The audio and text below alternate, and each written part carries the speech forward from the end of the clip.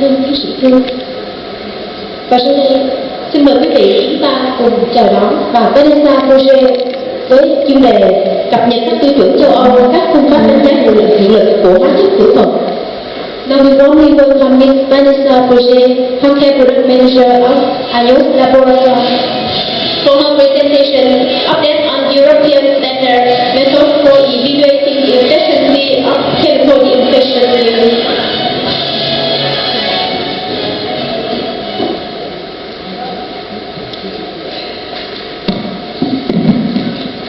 Good morning, everybody. I'm really pleased to be in Vietnam today, and I have the difficult task to talk to you about standards and make them more understandable and helpful for you in order to choose disinfectant and compare disinfectant products.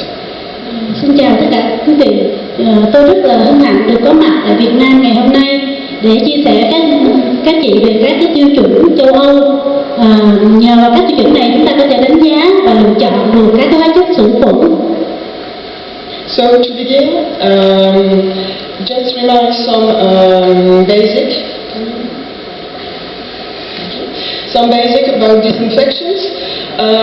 What is disinfections? It's consisting to put in contact product with surfaces, instruments or hands, depending of the concentration of the product, the contact time, the temperature, and in presence or not of interfering substances, depending if you want to use your product in clean or dirty conditions. Tôi cũng xin nhắc lại một vài cái thông tin cơ bản về sự khử khuẩn. Cái sự khử khuẩn là gì? Sự khử khuẩn là việc cho hóa chất khử khuẩn tiếp xúc ở một cái nồng độ nhất định, thời gian tiếp xúc cũng như là nhiệt độ và cái chất cản trở bề mặt. Trong điều kiện này thì chúng ta có thể biết được rằng là hóa chất khử khuẩn tiếp xúc trong điều kiện sạch hoặc là điều kiện bẩn với các cái vi khuẩn hiện diện trên bề mặt. Okay, something quite important is that disinfection result is limited to microorganisms present on the surface at the moment of the disinfections, okay? And we have to define disinfection depending of defined goals and mainly reduction rate of microorganisms from the surface. Cũng một vấn đề quan trọng mà chúng ta cần phải biết, sự khử khuẩn là một cái quy trình tạm thời nhằm giảm được số lượng vi khuẩn tại cái thời điểm xử lý tùy theo vào cái mục đích mà chúng ta muốn đạt được. Ví dụ như là cái tỷ lệ vi khuẩn giảm là bao nhiêu. To kill how works disinfections, we will destroy microorganisms by modifying their structures or modifying their metabolism. Và các cái hóa chất khử khuẩn sẽ tác động như thế nào? Thì các hóa chất khử khuẩn sẽ tác động chủ yếu làm thay đổi cấu trúc của màng tế bào vi sinh vật hoặc làm biến đổi sự trao đổi chất của màng tế bào. All microorganisms are not as resistant to all disinfectants, okay? So you can see here the resistance of microorganisms depending on them, from the least resistant to the most resistant. The less resistant are envelope viruses and the most resistant are bacterial spores. Và nhìn vào bảng này, các anh chị có thể thấy cái sự kháng của các vi sinh vật đối với các khử khuẩn, từ cái việc các vi sinh vật ít kháng và đối với sinh vật kháng nhiều nhất như là các vi sinh vật ít kháng như là virus không vỏ bọc, đến các cái bào tử vi khuẩn là các cái bào tử là kháng nhiều nhất đối với các cái chất khử khuẩn. And depending on the microorganism, we will choose different active ingredients in the disinfectant. You can see here the most common active ingredient we can find in disinfectant products. We can share them in two categories. The first one is cleaning and disinfectant active ingredients. We put them in disinfectant used in dirty conditions and when we need low level of disinfections. And above you can see disinfectants which are only active in clean condition, and we use them most of the case when we need a high level of disinfections. Và đây các chị sẽ thấy một list các cái hoạt chất mà có khả năng diệt khuẩn. 4 cái hoạt chất đầu các chị thấy ngoài cái khả năng diệt khuẩn thì nó còn có khả năng làm sạch. Vì vậy chúng tôi thường cho các cái hoạt chất này vào trong cái hóa chất mà làm sạch và thử nghiệm dụng cụ ban đầu trong điều kiện bẩn. Và các cái hoạt chất phía sau thì đó là chủ yếu là chúng tôi đem vào trong những cái sản phẩm khử khuẩn mức độ cao. So how to select a disinfectant product? Disinfectant products have to comply with the standards because the most important thing is the efficiency of the product, of course. So actually you have two different categories of standards available, the European one or the US one. Và làm thế nào để lựa chọn một cái hóa chất khử khuẩn tốt? Thì cái điều đầu tiên mà người ta quan tâm đó là hiệu quả diệt khuẩn. Và hiệu quả diệt khuẩn của hóa chất này sẽ được đánh giá theo các cái tiêu chuẩn, hoặc là tiêu chuẩn châu Âu hoặc là tiêu chuẩn Mỹ. And after antimicrobial efficiency, you have to check the toxicity of the product, the compatibility with materials and equipment, the environment toxicity also, and the cost of use. Và bên cạnh đó thì chúng ta sẽ quan tâm đến cái độc tính của sản phẩm đối với người sử dụng cũng như là bệnh nhân. Thứ hai là tính tương thích của sản phẩm đối với các vật liệu chúng ta sử dụng trong y tế và các cái dụng cụ y tế. Và kế đến là các cái môi trường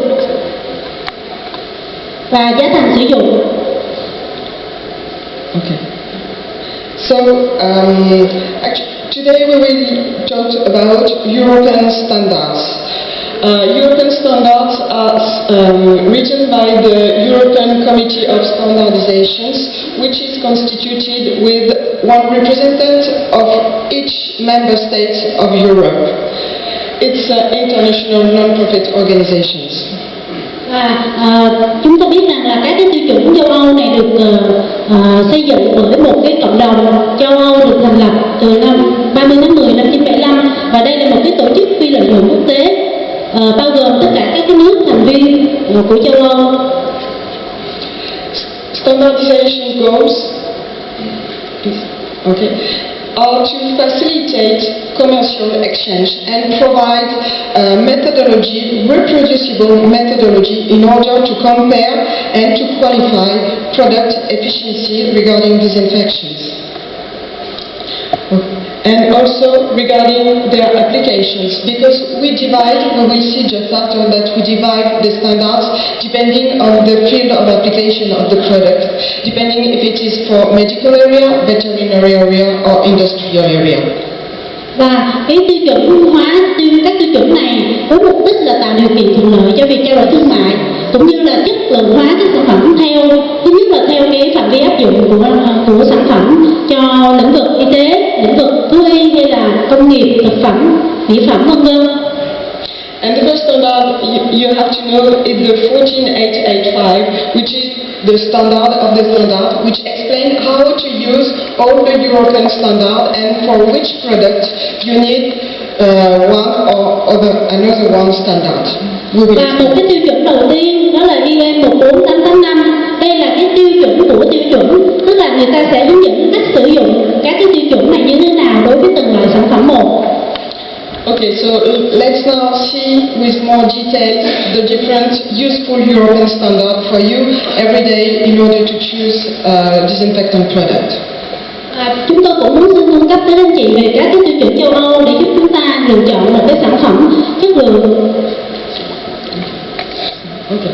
So, as I said, you can divide standards depending on the microorganism targeted, like bacteria, mycobacteria, fungi, viruses, and spores, and also depending the field of applications, medical area, industrial area, and veterinary.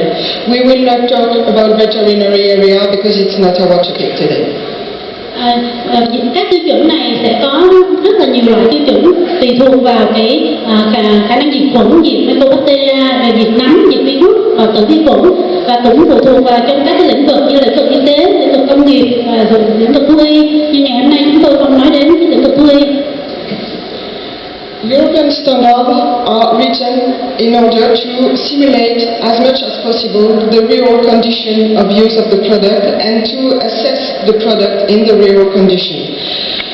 In the first way, we have the basic standard, the phase 1 standard, which are all only quantitative suspension tests, and manufacturers are not able to claim any disinfectant activity with only this phase 1 standard. Cái tiêu chuẩn đầu tiên để đánh giá đó là cái tiêu chuẩn cơ bản, chúng tôi gọi là phase 1. Thì đây là cái tiêu chuẩn mà định lượng các vi khuẩn dựa trên một cái hoạt tác động cơ bản của hóa chất khử khuẩn, và các cái nhà sản xuất không được claim khi mà đây là một sản phẩm hiệu quả nếu chỉ đạt cái tiêu chuẩn này. We also have phase 2 standard. Phase 2 step 1 is an applying standard, but it's again a quantitative test suspensions. We also have the phase 2 step 2 standards, which stimulate practical condition of use of the product. That means for surfaces or instrument product, we will apply directly the product on the surface, and for hand product, we will assess the product directly on hand of volunteers. Và cái đến đó là hai tiêu chuẩn tiếp theo là cái tiêu chuẩn pha 2 step 1, pha 2 step 1 đó là tiêu chuẩn áp dụng. Thì đây là một cái tiêu chuẩn thử nghiệm vi sinh vật dưới dạng dịch gel trong cái điều kiện sử dụng thực tế. Tuy nhiên cái tiêu chuẩn tiếp theo đó là cái pha 2 step 2, đó là tiêu chuẩn áp dụng mà tiến hành thực nghiệm trong cái điều kiện sử dụng thực nghiệm trực tiếp trên bề mặt, trên dụng cụ hay là trên bàn tay của nhân viên y tế.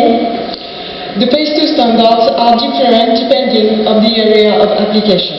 And we also have phase 3 standards, but actually there is no phase 3 standard existing. Cái pha 2 step 2 thì họ sử dụng trong từng cái lĩnh vực riêng biệt thì đều có tiêu chuẩn riêng. Và cái pha 3 tức là cái tiêu chuẩn mà hiện nay chưa tồn tại. So now we will see the principle of the phase 1 and phase 2 step 1 standard, which are quantitative suspension tests. So as you can see here, we will mix in a test tube microorganism and the disinfectant we want to assess.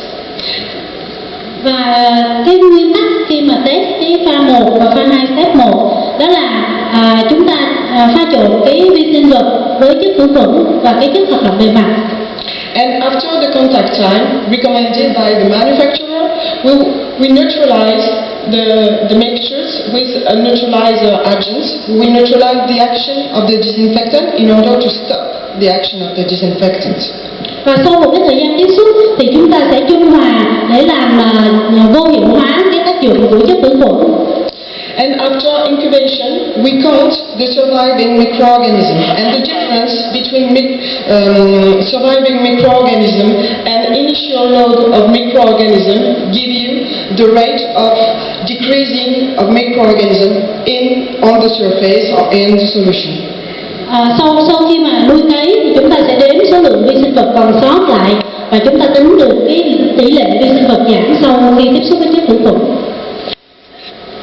Here you can see all the phase 1 standards for bactericidal activity, fungicidal and yeasticidal activity, and also for sporicidal activity. Okay?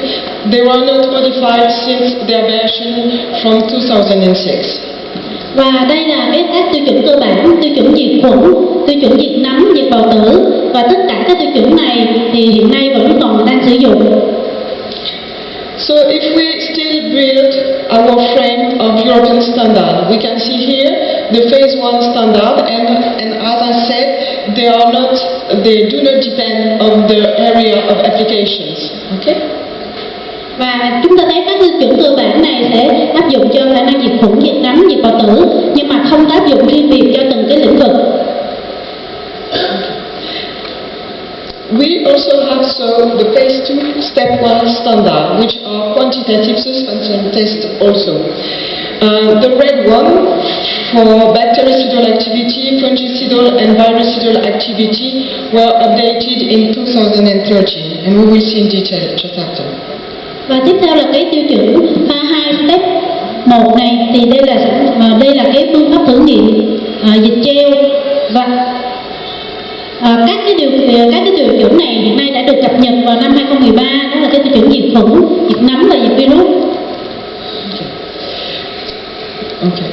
So for bactericidal activity in medical area, you find the 13727 standard from December 2013. And what is quite new in this one is that we define different condition methodology of test depending on the application of the product, if it is for hygienic unrub and unwash, surgical unrub and unwash, instrument disinfection and surface disinfections.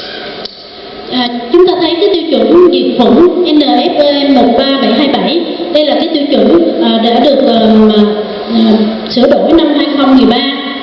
Và cái tiêu chuẩn này sẽ được áp dụng cho từng một cái lĩnh vực riêng biệt với những cái điều kiện khác nhau, như từ rửa tay thường quy, rửa tay phẫu thuật, hay là khử khuẩn dụng cụ, hay là khử khuẩn bề mặt. And depending on the use of the product, we will define the test organism targeted, also the temperature of test, the contact time, and the interfering substances, and of course the reduction rate of microorganisms. Theo cái điều kiện tiêu chuẩn thì chúng ta sẽ lựa chọn các cái chủng vi khuẩn để thử nghiệm cái thời gian tiếp xúc, nhiệt độ tiếp xúc theo cái khuyến cáo của nhà sản xuất và các cái chất cản trở bề mặt. We have the same principle for the fungicidal activity. We have different methodology, different test organism depending on the use of the product. Và tương tự thì đối với cái tiêu chuẩn diệt khuẩn, diệt nấm thì chúng ta cũng áp dụng như vậy. Chúng ta cũng phân ra từng các cái lĩnh vực và tùy theo cái thời gian nhiệt độ khác nhau. We also have the same principle for virucidal activity in medical area regarding the standard 14476. And you can see there is something quite new. By the past, we only have poliovirus and adenovirus as reference microorganism for virucidal activity. We now also have norovirus marine microorganism to test to assess product. Và cái tiêu chuẩn diệt virus thì trước đây chúng tôi người ta chỉ test trên poliovirus, adenovirus. Bây giờ người ta thêm các cái chủng virus khác, đó là norovirus marine. And we now can claim a limited spectrum of activity for virucidal activity if the product is only assessed against adenovirus and norovirus. Và một cái hóa chất khử khuẩn được xem là hạn chế tác động trên virus nếu mà chỉ thử nghiệm trên cái adenovirus và norovirus.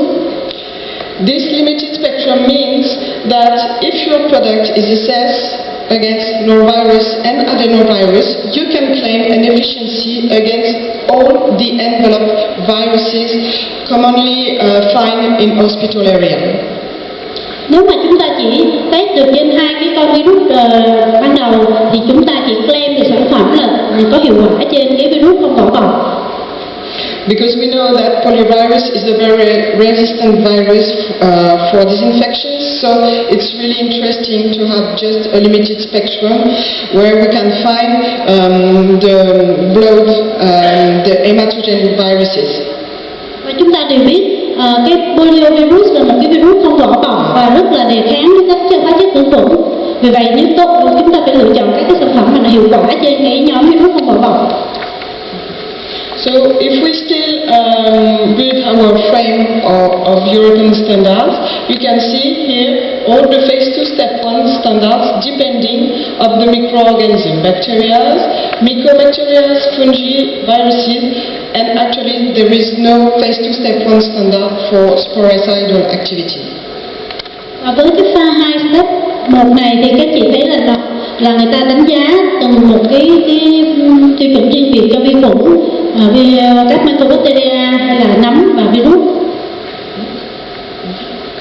So now we can see the principle and the methodology to assess disinfectant product regarding the phase 2 step 2 standards.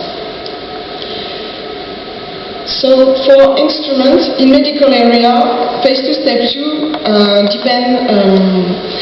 phase 2 step 2 are defined for instruments, so the principle is to assess a carrier test.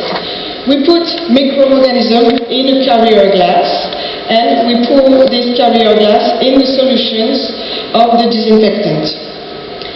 Và cái tiêu chuẩn kế tiếp đó là pha 2, step 2, thì nguyên tắc mà test cái tiêu chuẩn này đó là người ta sẽ cho vi khuẩn cố định làm khô trên một cái thanh lam kính, và sau đó cho cái lam kính tiếp xúc với hóa chất khử khuẩn. And after the contact time defined by the manufacturer, we again neutralize with the neutralizer agent. We stop the action of the disinfectant, and we count the surviving microorganism after incubation. Và tương tự sau cái thời gian tiếp xúc